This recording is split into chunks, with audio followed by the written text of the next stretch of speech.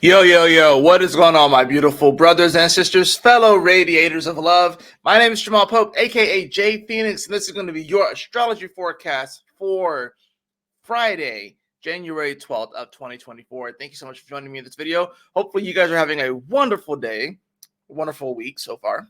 Let's go ahead and hop into these astrological transits for today so we can see how you can be better prepared to navigate these celestial energies. And big shout out to my brother. It's his birthday today, my brother. So big shout out to him. I hope that he has a wonderful day. I don't know if he even watches my videos and stuff, but if you happen to be watching this, Joshua, I love you, bro. Happy birthday. Happy solar return. I hope that you have a wonderful year. Let's go ahead and hop into the transit, shall we? I will show you the transit calendar, despite the fact that there's not really a lot of major things going on today.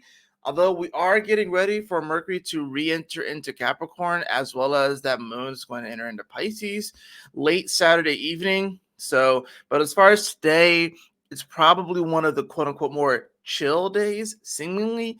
But let's just go ahead and look at the actual chart itself. This, yeah. Let me go ahead and pull that up for yous. Boom.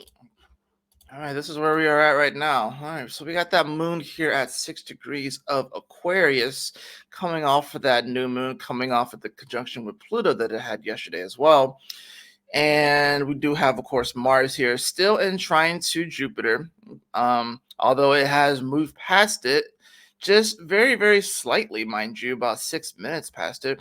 But we do start off the day with that trine. So once again, kind of piggybacking off of yesterday, this could be a very this is a great energy to wake up to, because this is about seeing those things that we have to be grateful for, seeing those things that are already working out in our life, and taking those tools that we already have and expanding on them. I'm hearing blacksmith kind of energy. I'm hearing like maybe you had I'm just going to use RPGs as an example, but maybe you've been using a particular weapon like a sword or an axe for a while, and this is when you actually upgrade that axe. But you have to, first of all, you have to believe that you can upgrade it, right? That's one part about it. You have to believe that you can upgrade it, and you have to actually communicate that to the universe too. Being that this is 5 degrees, this is very mercurial, so you have to communicate to the universe that you even want to upgrade this. So say if you have a sword, if you will, an RPG, and you go to the blacksmith, and you have to, of course, this is Capricorn, right? And this is Jupiter and Taurus. So you have to provide some type of value. You have to provide some type of money here, if you will, in exchange for the blacksmith or the universe to upgrade your weapon. So it's like today, in many ways, or piggybacking off of yesterday, we're visiting, if you will, the esoteric blacksmith, so they can upgrade our weapons, upgrade our sword, upgrade our axe, whatever it is that we're using, so we can take it and become a stronger, more powerful esoteric spiritual warrior, if you will. We'll really start to see, well, we'll see it more once Mars actually gets to the 6th degree, because then we actually receive the gift and the blessing from this Jupiter trine. So I think that that's very beautiful. I think that's very powerful and positive. We do, of course, have the moon, which is coming off of a square to Jupiter. It's square Jupiter throughout the night. And of course, I had some very interesting, weird dreams. I don't know where this is coming from, but I had a dream that a coworker of mine accidentally kill someone in a drunk driving incident, and then they end up getting life in prison. And it was the last person that I expected, so it kind of came out of nowhere. I'm not even gonna lie. And I don't even know how that per se relates to this. I just felt the need to say that because maybe there are certain feelings that could come out of nowhere today with this moon in Aquarius. The moon in Aquarius also is an interesting time because we have a tendency to emotionally detach from things. And I think that this is actually nice. I think this is actually like a blessing in disguise, considering the fact that the energy right now, it seems chill today, but we know it's about to get heavier. We know that we are building up to the Sun Pluto conjunction. We know that we are building up to Mercury exiting its shadow. We know that we are building up to a full moon in Leo. We know that we are building up to Pluto and the sun ingressing into Aquarius within 24 hours of each other. Actually, I think it's close to like 12 hours of each other. So there is a major shift that is happening. This moon in Aquarius is going to have us kind of emotionally detached from things a little bit. You know what I'm saying? And we'll see it make some aspects. Like I said, the main aspect that it makes today is going to be that square to Jupiter. But by the time you guys watch this, it's already made that. So we're going to see, of course, that Mars hit that 6th degree of Capricorn. 6 in numerology is Venusian energy. So this is when we actually received that gift. We received that upgrade from the universe with this particular weapon. And I'm saying weapons because it's Mars. Mars is the planet of war, right? It's a warrior-like energy. So we get this upgrade from the spiritual blacksmith, the esoteric blacksmith, and now we take this new weapon that's been updated, upgraded, and we go out into the world. And I'm saying that this is something that you already have. Something that you already have, something that you already possess. It could be an actual thing, it could be knowledge, you know what I'm saying? But it's something that you already have. It's not something that you have to go out and get because it's already within your arsenal, right? I think a lot of times what happens is that we feel like the way to change our life and the way to change our world and to manifest is by going out and getting something new. You know what I mean? And some of you guys may be doing that. I can see with this Mars trining over to Jupiter, and it being Capricorn, Taurus energy, I can see that some of you guys may be taking like a test to get like a license or something like that. But this is something that you've already have worked on. So maybe some of you guys are studying, to get your real estate license, or maybe a massage license or whatever have you. Today is going to be sort of a day where you start to see, the fruits of your labor really start to pay off, right? I'll take myself, for example. Last night I was working on a beginner's astrology guide because I'm going to be doing an in-person astrology workshop. My first in-person astrology workshop. I'm going to be doing one tomorrow, and I am simultaneously excited and nervous at the same time. And this is a very Capricorn Virgo lesson. I started this guide like several months ago. Like I think like at least 2 months ago when I knew I was going to do this workshop. I finished most of it last night. I got like probably like 30% of the way through with it. And then I stopped for months, and then I finished it last night because I knew that I knew that last time was really going to be the only time that I had it, even though it's Saturday and I could have worked on it today a little bit, but I procrastinated, right? I procrastinated on it. So it kind of felt like I was back in like high school or back in college cranking out an essay that I hadn't freaking worked on the night before it's freaking due. That's kind of what it felt like with me. And I think that a lot of us can kind of feel this way. I think considering that the sun and Pluto are coming close together, and this is a big testing point. Anytime that you get to the last degree of a sign, it's a very big testing point. So I feel like this moon in Aquarius is kind of nice because it's going to help us to detach and help us to kind of recollect ourselves and kind of get back on track, if you will, because there's a cramming kind of energy here. There's a crunching kind of energy. So this is crunch time. We're cramming, and we can kind of feel it start to get more and more and more and more. This energy is just only going to increase. It's not going to get any easier on the feeling of things kind of crunching. Now, with the moon in Aquarius, like I said, we can detach a little bit from it as well, so we don't allow the whole idea of things cramming and crunching. This is crunch time. We don't allow it to completely sway our emotions, but we can actually still get down and do the work.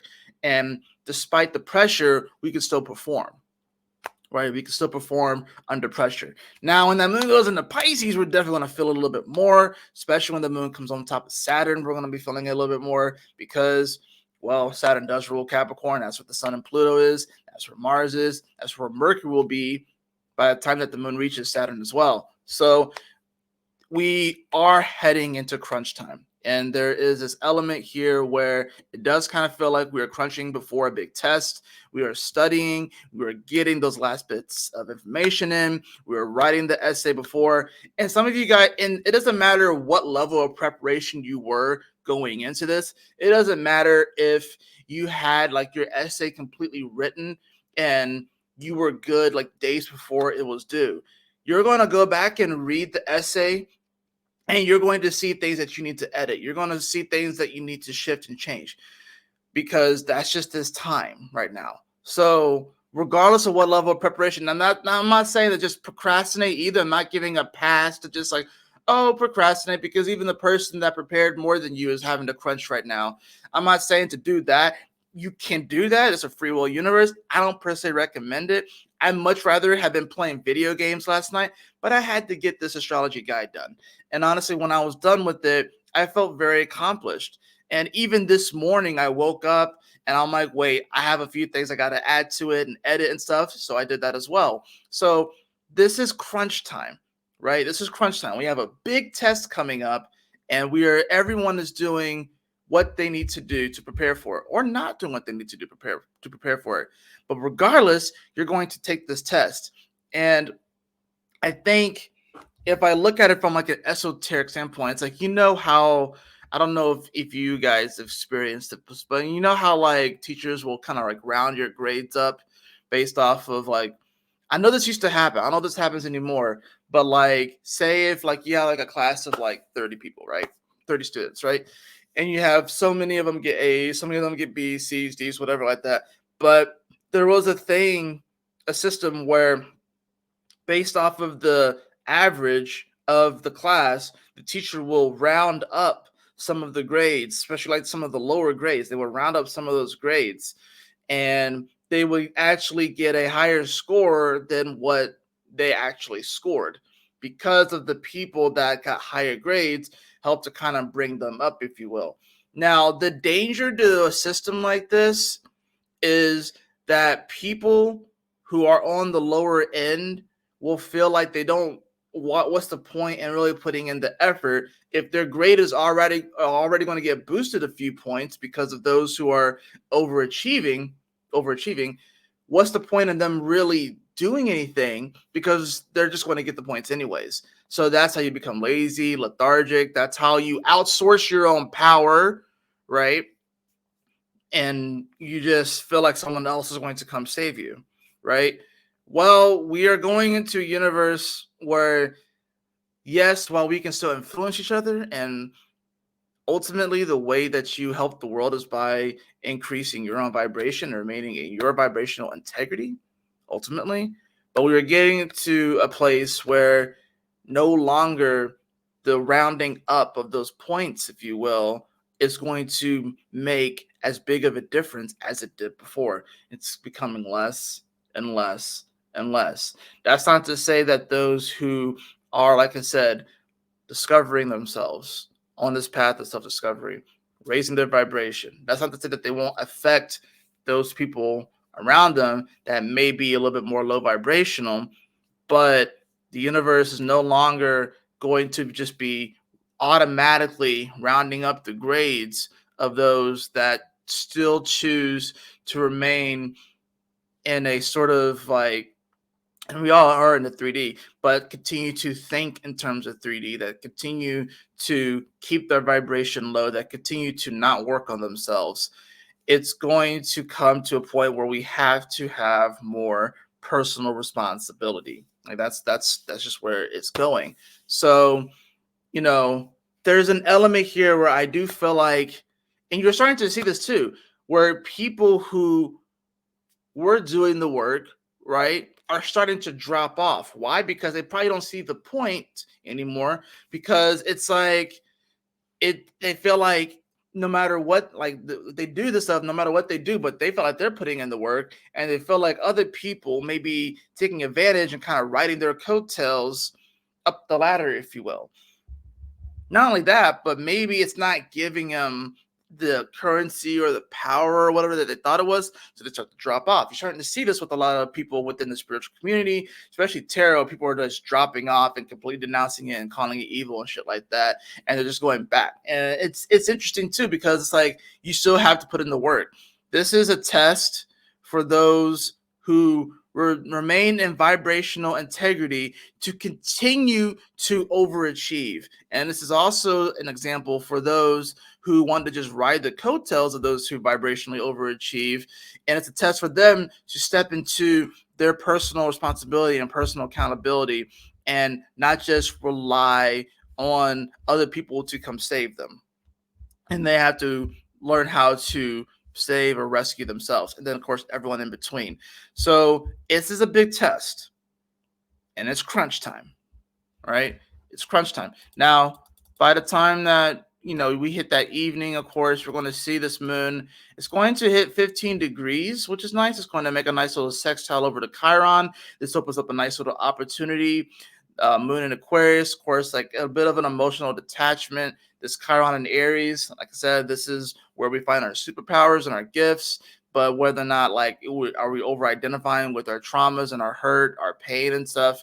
And this is going to give us an opportunity to detach ourselves from the victim narrative of the Chiron in Aries, but attach ourselves, if you will, or to at least begin to perceive the fact that this can be an incredible place of power where we can show our gifts, where we can take the thing that may have scarred us and flip it on its head and transmute it and allow that to be something that inspires us and motivates us to become greater versions of ourselves.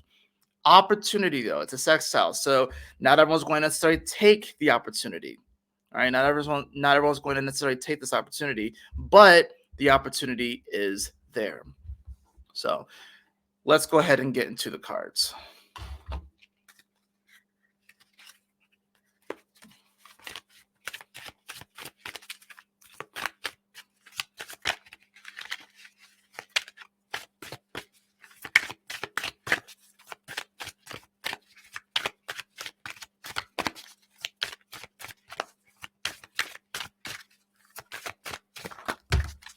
Okay, all right.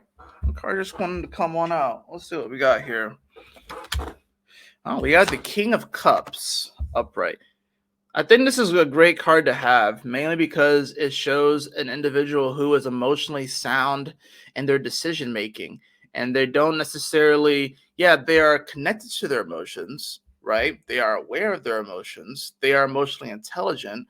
But the King of Cups also has to make sure that he is emotionally sound, lest he make decisions that's going to negatively impact his kingdom, right? So this is someone that can emotionally connect to his people and can understand them on that level, but at the same time still make the decisions that's going to, you know, be a net positive for everybody. And I think the weird thing about the King of Cups is that sometimes we want to embody this energy and of course want to be that benevolent, you know, not necessarily ruler, but I'm thinking like, like the benevolent ruler, if we like want to kind of be like that in our own lives, if you will, and being able to understand and connect with people. But you're not going to make everybody happy. The King of Cups can't make everybody happy. He can't make everyone happy. But if he is concerned about one individual or two individuals or three individuals, and exalts, I guess, their feelings over the entirety of his people, and it just focuses on those 2 3 people or so like that, then he may end up making some poor decisions. He has to take everyone into consideration. This is a very Moon in Aquarius kind of, not that this is a Moon in Aquarius card, although I can kind of see it being that, but this is a very Moon in Aquarius kind of thing where there's going to be a tugging at the heartstrings a little bit. Whenever the moon goes into Aquarius, people tend to get a little bit more emotional about humanitarian type things. So they may see things like, going on with the wars in the world and poverty and humanitarian like things, even animal type things. And they may want to rally and kind of get behind things. And these things may tug at the heartstrings a little bit more. We have to learn how to approach these situations with that empathy, but also realize that we can only really help people to the degree of which we help ourselves. So ultimately, you have to be the King of Cups to yourself, right? Now we have that followed by the Princess of Pentacles in reverse. Yeah, so like I said, this is an energy here where we have to, this is about acknowledging, our own worth, right? But with this being in reverse, I feel like there's it's like there's so many different things. I see this Princess of Pentacles with the King of Cups. I see someone, I see a bunch of people lobbying to the King of Cups. It's like, oh, make this decision, make this decision, make this decision, make this decision, And the King of Cups has to take all of this information in, and whether these lobbyists, whatever, at that, the Princess of Pentacles in reverse is the lobbyists, because this is people and what they value, but it's reversed. So this is what people are bringing to the King of Cups that they value, that they feel like he should rule on, that probably would benefit them, but probably disregards other people, right? It probably disregards other people. So the King of Cups has to make a decision, if you will. Here, he has to make a decision. Now at the bottom of the deck, I do I have the Eight of Swords. You have the Eight of Swords. Anxieties, worries, fears, unblocking yourself. This is a moment where I really do feel like today we have the opportunity to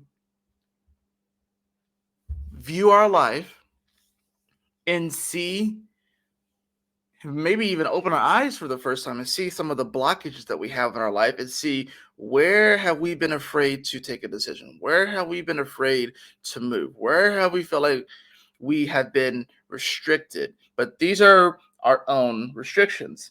These individuals can easily walk out of this, but they're just standing in the mud with the swords there. It's all dreary and stuff, shit, too. You know what I'm saying? So, like, are you purposefully keeping yourself in a dreary situation off the idea or the belief that is, what in the world was that? What? Why was there balloons that came across here? I don't know why there were balloons that came across this thing. I didn't do that. I don't know where the balloons came from. But it's kind of applicable because it's my brother's birthday, so that's kind of cool. I don't know where those balloons came from. It kind of freaked me out for a second there. So I just noticed it out of the corner of my eye because I'm just looking at the camera and stuff like that. But shit, man. Allow yourself to rise on a day like today.